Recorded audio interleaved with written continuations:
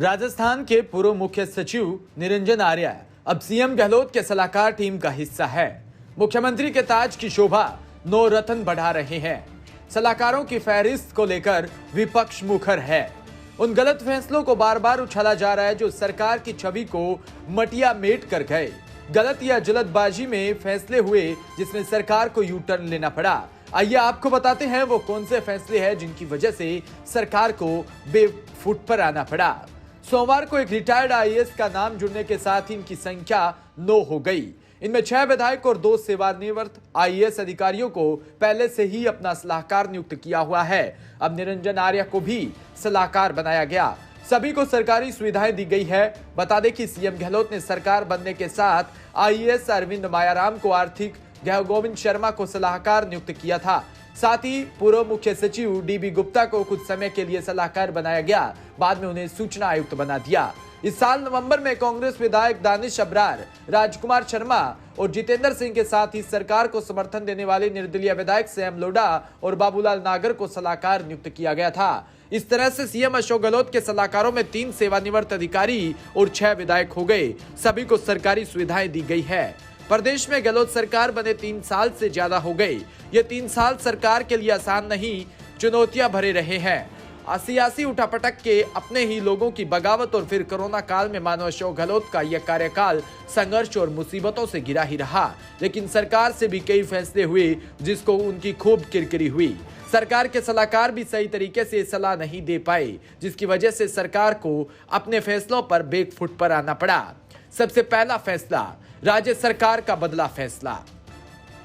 सत्ता में आने के साथ ही गहलोत सरकार ने पूर्व की राज्य सरकार का फैसला पलटते हुए नगर निगमों के मेयर, नगरपालिका चेयरमैन, नगर परिषद सभापति के चुनाव पार्षदों की जगह सीधे जनता से करवाने का फैसला लिया। सरकार के इस फैसले का विरोध पार्टी के भारी भीतर होने लगा। फिर यू टर्न लिया और अक्टूबर 2019 में अपने ही फैसले को पलटते हुए वापस पार्षदों के जरिए ही निकाय प्रमुखों के चुनाव करवाने का प्रावधान किया। सरकार को झेलनी पड़ी सरपंचों की नाराजगी।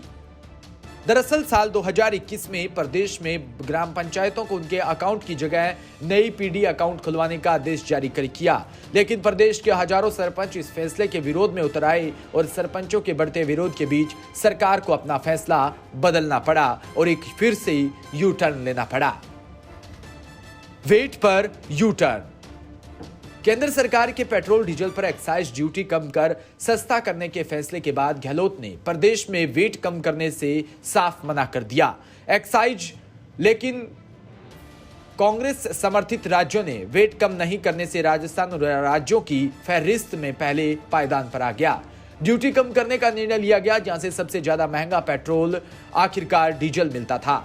चौतरफा गिरी गहलोत सरकार को भी पेट्रोल डीजल रेट में 5 रुपए की कमी करनी पड़ी। खेमेबाजी का दंश। दरअसल सचिन पायलट कैंप की बगावत के वक्त विश्वेंद्र सिंह और रमेश मीणा को मंत्री पद से हटा दिया। लेकिन बाद में जब मंत्रिमंडल विस्तार के समय 16 माह बाद फिर से दोनों विधायकों को मंत्री बना दिया।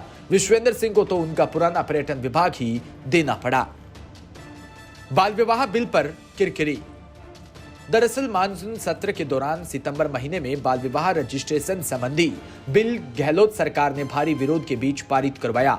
विपक्ष के साथ सामाजिक बिल पारित होने के साथ सरकार को चौतरफा विरोध झेलना पड़ा। मामला हाईकोर्ट तक पहुंचा। संगठनों ने भी सरकार के इस फैसले की जमकर मुंह खिलाफत की। सरकार की छवि खराब होते देख सीएम अशोक गहलोत ने इस बिल को वापस लेने का निर्णय किया। रीट पर रार। भर्ती परीक्षा पर घिरी रही गहलोत सरकार। प्रदेश की गहलोत सरकार ने भले ही रीट और पटवारी परीक्षा एक साथ इतनी बड़ी संख्या में कराने का रिकॉर्ड बनाया हो, लेकिन इन परीक्षाओं में हुई गड़बड़ी ने गहलोत सरकार की छवि को धूमिल कर दिया। इससे पहले आरएएस भर्ती परीक्षा में सरकार को आलोचनाओं का सामना करना पड़ा। यहां तक कि रीट परीक्षा की जांच तो एसओजी को सौंपनी पड़ी है। अलवर मामले में फजीहत। दरअसल अलवर में विमंदित बच्ची के मामले को भी गहलोत सरकार को काफी किरकिरी झेलनी पड़ी।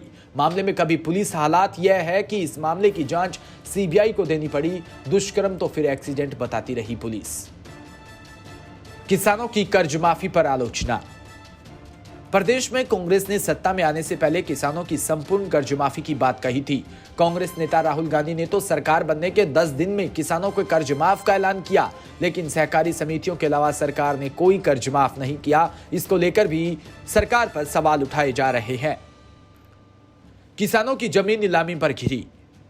एक तरफ तो किसानों की कर्ज माफी का वादा, दूसरी तरफ कर्ज नहीं चुकाने पर किसानों की जमीन नीलामी ने गहलोत सरकार को चौतरफा घेर दिया। बाद में सरकार को प्रदेश में जमीन नीलामी पर रोक लगानी पड़ी। सलाहकारों पर विपक्ष का भी निशाना।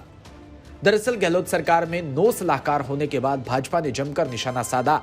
पूर्व मुख्यमंत्री वसुंधरा राजे हो या उपनेता प्रतिपक्ष राजेंद्र राठौड़, यहां तक कि बीजेपी प्रदेश अध्यक्ष सतीश पूनिया ने भी सलाहकारों की फौज पर निशाना साधा और कहा कि अकबर के दरबार में 9 रत्न तो एकत्रित कर लिए, लेकिन इनमें से कोई सरकार को सही मार्ग नहीं दिखा पा रहा। Bureau report, DPK news, Jaipur.